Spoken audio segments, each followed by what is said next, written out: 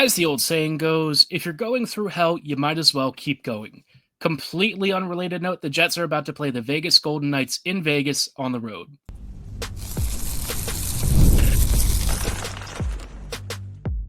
You're Locked On the Hockey Jets, your daily podcast on the Winnipeg Jets, part of the Locked On Podcast Network, your team every day. Hey friends, and welcome to tonight's episode of Locked On Winnipeg Jets, part of the Locked On Podcast Network, your team every day. I'm your host, Harrison Lee, an avid Winnipeg Jets fan and an online blogger. You can follow me on Twitter at HLivingLoco and at LO_Winnipeg Jets. Thanks for making Locked On Jets your first listen of the day every day. If you like what you're hearing, be sure to like, follow, and subscribe on all of your favorite podcasting platforms and YouTube. Doing so, of course, is always free of charge and ensures you never miss another episode. Most of all, though, we just love and appreciate your support. Tonight's episode, obviously, we started out with a slightly grim tiding, but here it is, man. The game that I think a lot of us have probably circled on our calendars for a few months now. Towards the end of the season, you just knew Winnipeg versus Vegas was going to be one of those barometer checks, one of those games that's going to push the Jets all the way. It's going to be a hard one, and Winnipeg has a really big opportunity here for a lot of reasons, right? The Jets, obviously the game against the Kings wasn't great, but I felt a little bit better about the Kings game than usual. The last couple of times we've played LA and they've beaten us, the Jets got embarrassed. I don't think that's really what happened in these games. This one, Winnipeg, I thought, generally had some really great opportunities. Yeah, they did kind of miss and whiff on a number of them.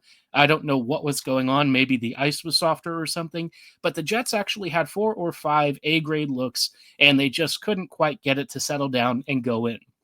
Against Vegas, I think the Jets are going to have a little more time to actually finish it off because Vegas isn't one of those teams that's necessarily going to dump the puck out of the offensive zone every 5 seconds. Winnipeg will actually maybe have a little closer of an opportunity than they might have against a game or a team like the Kings, where LA is going to just completely try and bore you to death. That's not what's going to happen here. And so I sort of wonder if this is one of those games that actually, for the Jets, might be a really good time to show up and show out and be a big statement game. Why? Well, Vegas is one of those teams that I get viscerally queasy talking about. I hate Vegas more than almost any other team in the NHL. The Jets have been victimized by Vegas probably more than any other team in the league as well. Like, they've taken away our chance at a clear cup run. They have every year for the last several years. Whether it's the playoffs or the regular season, doesn't friggin' matter. They have just owned us. I hate to put it in those terms, but like the Knights have completely, they just destroy us. It's kind of like Ovechkin's record against the Jets Thrashers combined franchise. It sucks. And so for Winnipeg, it'd be nice if we finally see the Jets vanquish one of their demons. And I think it would be an especially positive thing and a really great feeling, because I know like the fan base after the loss against the Kings was kind of like, oh, here we go again. The Stars are going to overtake us. We're cooked. And like, usually I am one of the more doomery fans. You've heard me talk about how I feel about Winnipeg's playoff runs and what I'm concerned about. This time I'm going to pump the brakes a little bit. I think the Jets really are the masters of their own fate right now, and they have proven this year more than many other seasons that when the going gets tough, they have risen to the occasion a lot more often than not. I know it's easy to kind of see the one-off losses and feel, the Jets really missed a huge opportunity, and it is true. Every loss right now is magnified, but even with the loss against the Kings, the Jets are 7-3 in their last 10 games. Pretty much every other team would be thrilled with that form. It's just because Dallas continues to be a bit of a scammy winner right now that we can't enjoy it as much. But I think the Jets have honestly earned more of the benefit of the doubt than usual. Vegas is going to be a tough one. Looking at their lineups and roster, this is a team that, while they have been a little up and down the past couple of months, they are still very strong. In their last 10 games or so, their form is not too dissimilar from the Jets. Up front, they've got Barbashev, Eichel, and Stone, then Saad, Roy, and Dorofeev, and then apologies, it's probably more like Wach and Dorofeev. But then you've got Olofsson, Carlson, and Smith, and then Pearson, Howden, and Kolazar. So this team, almost every line has some element of skill on it. The fourth line is maybe the one that you could potentially win the matchup against, and even then, Kolazar has been one of those guys that has also occasionally been pretty effective against the Jets. So I think compared to years past, Vegas isn't nearly as deep up front as they've been, but still a very dangerous team. And their mobile back end, especially with Theodore back in, it's going to be a tough one. McNabb and Theodore is a great first pairing. Then you've got Hannafin and Whitecloud, and then Hag and Korchak, which is a pretty decent six for any blue line, especially with how the Knights play. They're very up-tempo. They put a lot of pressure on you, and it's going to be an interesting one. Now, Tomas Hertl was practicing, I believe, yesterday, which if he somehow does come back, and I'm not sure if he is slated to, but that would be a big change to this game. Even a fresh Hertl, still just coming back from injury, is going to be a pretty big edge to the Knights. He is a great player. He is a huge upgrade down the middle, and so we'll have to keep an eye out for that one. But all that said, in net, I think this is probably where Vegas is going to feel less comfortable. They've got Hill and Schmid, and look, Hill's numbers have improved this year to a point, but I think the Jets are well, I think they're good enough, and they're going to trust in our Connor Hellebuck. Helly is the Vezina favorite, Jennings favorite, potentially a Hart winner for a reason. Like, this guy is going to be one of the biggest difference makers in this game in my mind. So it's time for the Jets to finally vanquish this Knights demon. And if they can pull this off, 2 points out of 4 versus LA and Vegas, especially with the points coming against Vegas, will make me feel really great about the postseason. If you can find a way to neutralize a lot of the speed and skill that makes the Knights such a pain in the butt to play against, that is more likely what you're going to face between both the Knights and Colorado. So, that could be a good instructive point, and maybe a nice little confidence booster on the return game this weekend when Winnipeg is facing off against Utah. Next week, obviously, their road trip will continue. It will be continually challenging, but I don't know, man. I just feel like I'm not as down on some of the recent performances as a lot of folks. Again, I know that there's a lot of concern, but the Stars aren't going to keep winning games forever. They honestly have been getting outshot and outperformed in a lot of their recent wins. They're doing the old Jets template of scamming their way to wins, really on the back of goaltending and the individual finishing talent of some of their top players. You look at everything else around them, and they're not really that good. And so for me, I do feel like the Jets have a golden opportunity if it is. And I'm just hoping that Winnipeg comes out with at least a point or two. This could be a game that really turbocharges Winnipeg's confidence heading into the playoffs. And if you have a really impressive performance on the road, I just think it sets you up for what really is to come over the next couple of weeks.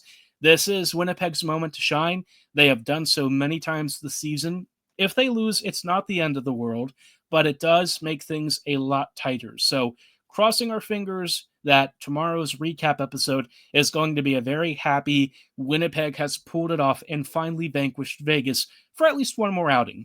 We might see this team later in the playoffs if the Jets and Knights both get deep enough. So if the Blues somehow take this team out, man, that would be both a little bit, I guess, confidence boosting and also a little scary, because that would mean the Blues are also a team to really be feared. But we'll chat about the upcoming playoff picture and who looks like they're in right now and who is still kind of on the border in just a little bit. Before we dive into all of that, though, did want to let you know about our friends and partners at Game Time. There's nothing like watching basketball live, and the energy of the crowd, the sound of sneakers on the hardwood, and maybe even a celebrity sighting courtside all makes the atmosphere unmissable. If you want to catch a game in person, Game Time makes getting tickets easier than ever. Game Time's new feature, Game Time Picks, filters out the fluff and shows you only the best deals on great seats, so you don't have to waste time scrolling through thousands of tickets. I used Game Time when I was buying Baltimore versus Kansas City playoff tickets a couple years ago. can easily attest to how convenient it was. All the upfront pricing was fantastic, and I actually got to see my seat view, so I knew where I was sitting, not only in the stadium, but the kind of perspective I would have on the field, right? And that's great. Maybe I know M&T Bank Stadium really well, but if you're going to another place and you've never been to the stadium or rink or wherever it is you're going to, you want to know if you're actually getting good seats. Game Time is there to help, and you also have a lowest price guarantee so that you can book with total confidence. Take the guesswork out of buying tickets with Game Time Picks. Download the Game Time app, create an account, and when you use code LOCKEDONNHL, you will get $20 off your first purchase. Terms apply. Again, create an account and redeem code LOCKEDONNHL for $20 off. Download Game Time today. What time is it? Game time.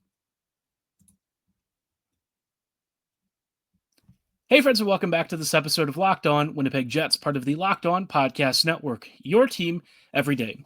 Every day, thank you so much for rejoining us on tonight's episode as we are just chatting about the continual scoreboard watching and playoff seeding that is going to be a very interesting next couple of weeks for the Jets and basically everyone else. I think all of us, to some degree, are really watching with a lot of anxiety. Obviously, Winnipeg's playoff destiny really hangs in the balance here, not the actual playoffs themselves, but where we sort of sit in the seeding. The recent form for the Jets and Dallas has been good enough to where both teams really aren't pulling away from each other, but also not comforting for the Jets anytime we have even a loss, right? Because the Stars somehow just keep scamming their way to victories. It's very annoying. Their record is only very slightly better than ours in the last 10, just because they had one game where they lost in overtime, and so they got an extra point out of that. But Winnipeg at least still has, for now, a 4-point margin. And if the Stars lose their game later against the Preds, hey, that would be a huge help. Really crossing fingers that old Barry Trotz's squad can actually get something done for once. The Preds this year have not exactly been all that helpful for Winnipeg's ambitions, but, well, it is what it is. As far as the playoff picture looks, though, we have a couple of really big rooting interests, right? The Blues have won 10 straight. They're sitting at 89 points, and Minnesota is starting to fade. I don't think that the Wild are really in danger of missing the playoffs. They would have to fall at a level to the degree that there's just, it almost doesn't seem possible. There's a 7-point gap between them and Calgary, and Calgary is not exactly winning enough games to really push the margin. So unless something crazy happens, you're looking at the Wild and the Blues both making it, which is really an impressive testament to the Central Division this year. The Central is far and away the best division in hockey. I know the Atlantic is pretty decent in terms of the top of that division, but no division has the kind of quality that the Central does this year. I know the Atlantic technically also owns both wild cards, but it's it's Ottawa and Montreal, right? We're talking about that versus the Blues, who are playing a top 10 team, and the Wild, who are still decent enough to be a little bit annoying, at least for a first-round opponent. But the Wild are also the team that the Jets really want to play. If you are wanting for a matchup that would be a nice, relatively, I wouldn't say painless, but easier first round matchup than the Blues, you're rooting for Minnesota here to keep dropping points. And with the Blues apparently on one of the best runs we've seen, very much like the Preds, what was it, last year? Or maybe it was the year before. Time is a little bit fake to me anyways, but the Blues are kind of doing that Nashville Preds run, except I think St. Louis is for real. This is a team that I think legitimately has the firepower to threaten almost anyone. Their goal differential continues to improve. They're a plus 18. They're on a 10-game winning streak. And if there is a team that I desperately want Winnipeg to avoid in the first round, especially a wild card, it is the Blues. They are legit scary. They have obvious flaws. Their defense is not great. Bennington has, the the implosion ability often, where he'll let in some really bad squeakers, but this team is still potent enough and has a couple of the best line combinations right now in the NHL. So we are rooting for the Blues. I feel bad saying that, but I'm rooting for St. Louis to keep going, keep winning games. I'm basically rooting against Minnesota. They did just lose in overtime, which is fantastic. Again, a point obviously isn't the best outcome for the Jets. He'd prefer that they just lose in regulation, but not winning is probably the happier outcome. And you can kind of expect that the Blues are going to keep taking advantage of that going forward. So let's just kind of wait and see. But with 6 games left for each of those teams, I have a real good feeling the Blues are going to overtake for wild card 1. If the Jets somehow do have to face the Blues, that's not going to be fun. Winnipeg, I think, does stylistically match up well against St. Louis, but those games are going to be really close, and it's not going to be a short series. I think that that's one that easily goes 6 or 7 games. Jim Montgomery is a really good coach, and I think he's showing that right now. In terms of other rooting interests, obviously anyone Dallas plays, we're rooting for their opponents. Doesn't matter how much I hate them, even if it's Vegas, I would still root for Vegas against Dallas. But the Stars, their end of the season schedule is relatively soft. Really sucks that it's happening now while they're starting to win games, but hopefully they don't win enough to leapfrog Winnipeg in first. I think we really want the current structure to roughly stay the same other than the wild cards. You want the Blues also to play Vegas.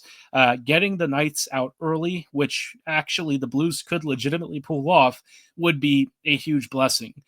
Between the Knights and Blues, I would much rather face the Blues in a subsequent round. A Vegas team that is fast and skilled and has a ton of playoff experience the last few years doesn't really fill me with a lot of confidence in that sort of series. They also just play the style of hockey that gives the Jets fits. So we'll have to see how that plays out. But if the Blues do beat the Knights, or at least bloody them a bit, that would be very helpful towards Winnipeg's longer-term ambitions. I don't want to say that I'm relying on everyone else to help Winnipeg take care of its own work, but, that is kind of a calculation that you have in the postseason. You want your opponents to rough each other up. And again, it's a marathon, not a sprint. I don't know how many times I can keep saying that, but any bit of help that you can take, you get. That also kind of leaves the Kings and Oilers, and I think if we have a choice here, I don't really know who I'd actually prefer out of that matchup. The Kings have Winnipeg's number, so that's not great, but the Oilers also have McDavid and Draisaitl, and those guys are enough to legitimately turn any series in Edmonton's favor by a huge stretch. So do I want to face the McDraisaitl combo, or do I want that boring, stifling hockey? I kind of feel like the Kings is the more winnable matchup on paper, but it's a tough call. Be curious to know your thoughts on that. Who would you rather face out of those two teams? Drop your thoughts below or at my social medias at HLLivingLoco and at LO_Winnipeg Jets. On the Eastern side, nothing too crazy happening right now. Toronto, Tampa Bay, and Florida haven't really changed position in the Atlantic, and that division is just, to me, it's very mid.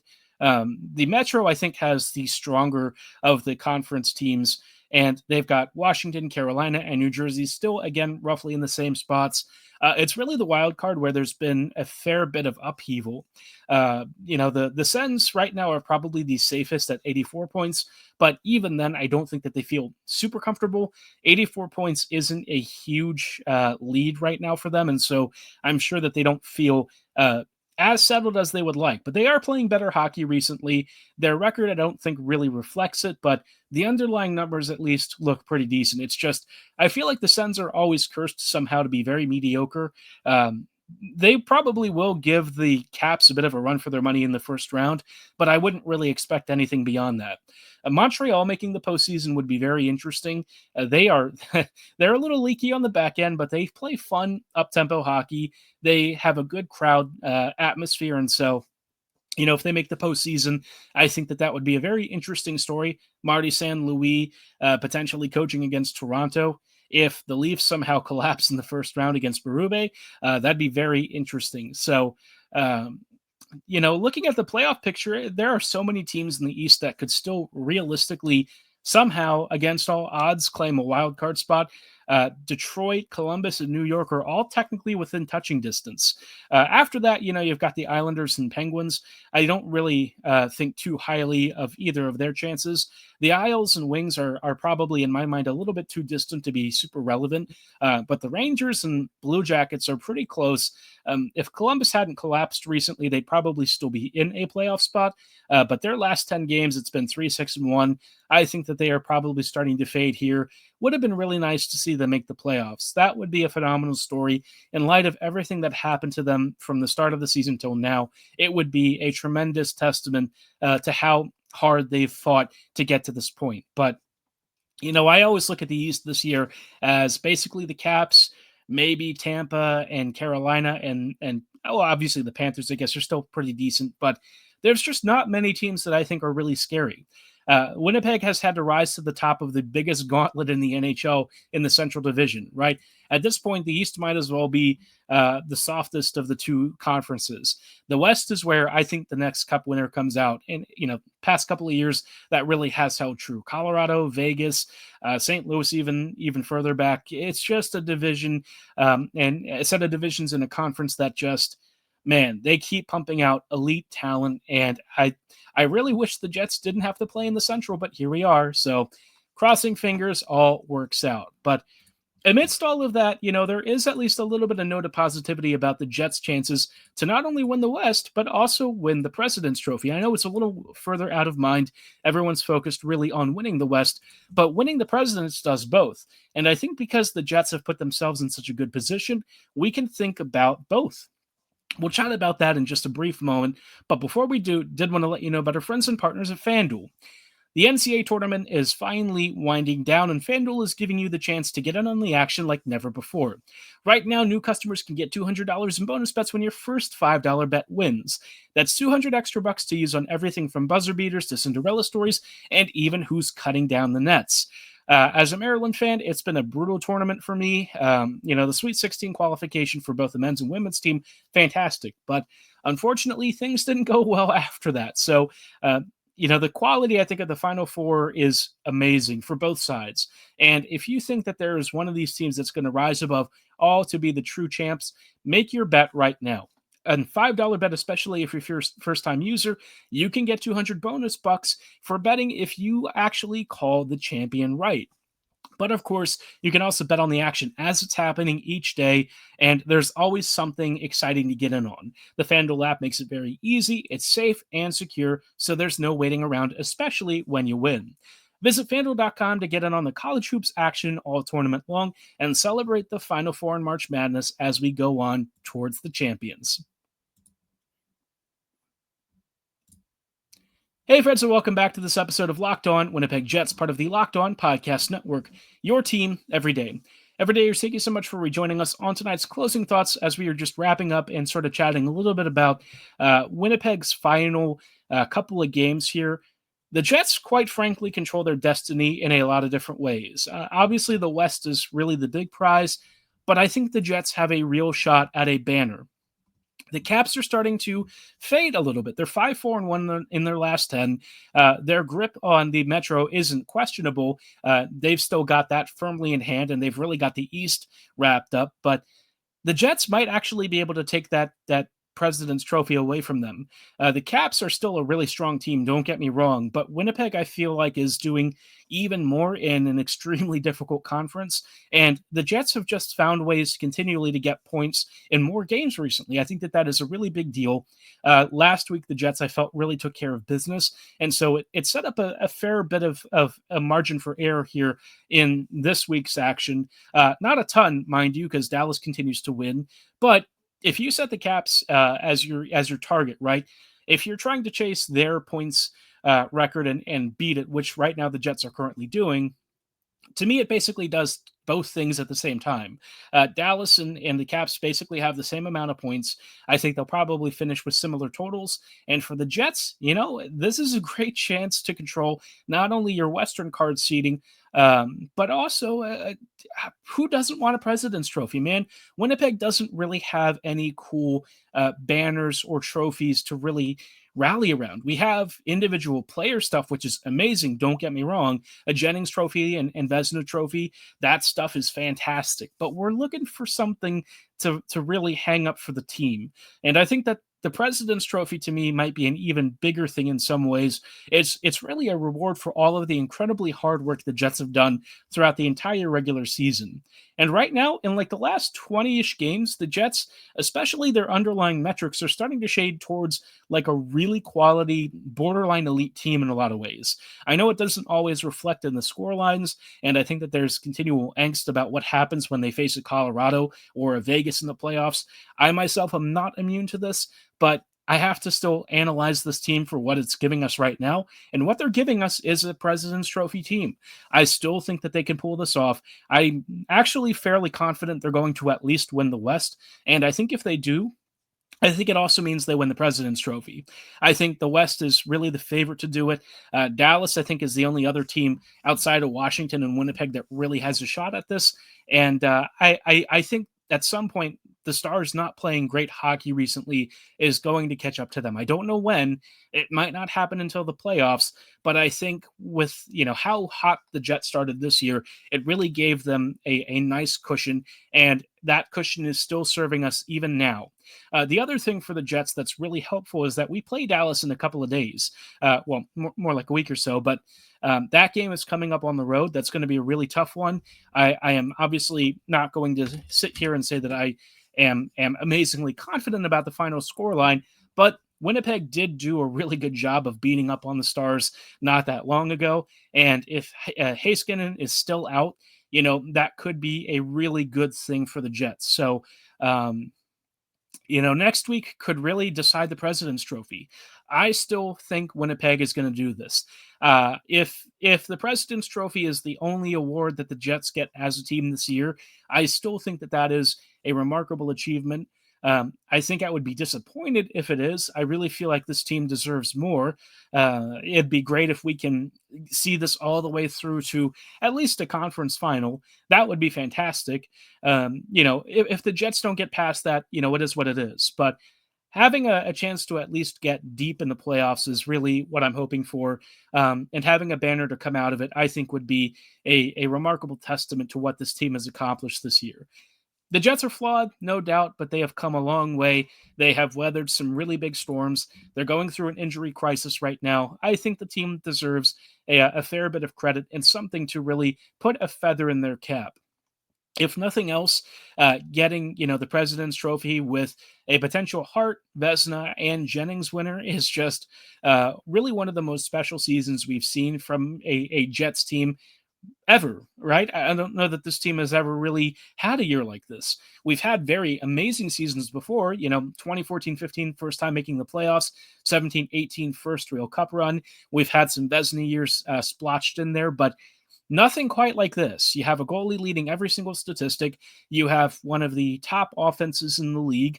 They're not first, but they are still pretty darn good. You've got a dominant power play for the most part. You've got a team that's defensively very stingy and really isn't giving opponents much to work with, and quality depth up and down the lineup. I don't know, man. I feel like I've kind of settled on this season being a big success, and I just hope that it results in something really special for Winnipeg in the playoffs. The players deserve this. The fan base deserves this. We all just want to have some fun and watch some hockey in June when the sun is high, it's hot out, and the sweat's pouring down. You want to be able to say that you were at a Stanley Cup parade in Winnipeg. If that happens, I will be coming up. You'll see me. It'll be great to celebrate with all of you. Let's just hope that the Jets finally give us the cup that they truly deserve. Curious to know your thoughts on this, though. Are you feeling okay about the upcoming games? Do you still feel the Jets will win the President's Trophy? I know at least WHL Ball doesn't feel so great about it, but I don't know. I'm not going to lose too much sleep over it. The Jets have proven my expectations wrong for the season. What's one more time? Give me your thoughts below or at my social medias at HLivingLoco and at LO_Winnipeg Jets. For tonight's episode, though, that's going to be all the time that we have. Thanks so much for listening and making us your first listen of the day every day. We'll see you back here tomorrow with recap of Winnipeg versus Vegas. Crossing fingers, we have finally slayed the great night. As always, have a great one. Good night, and go Jets go.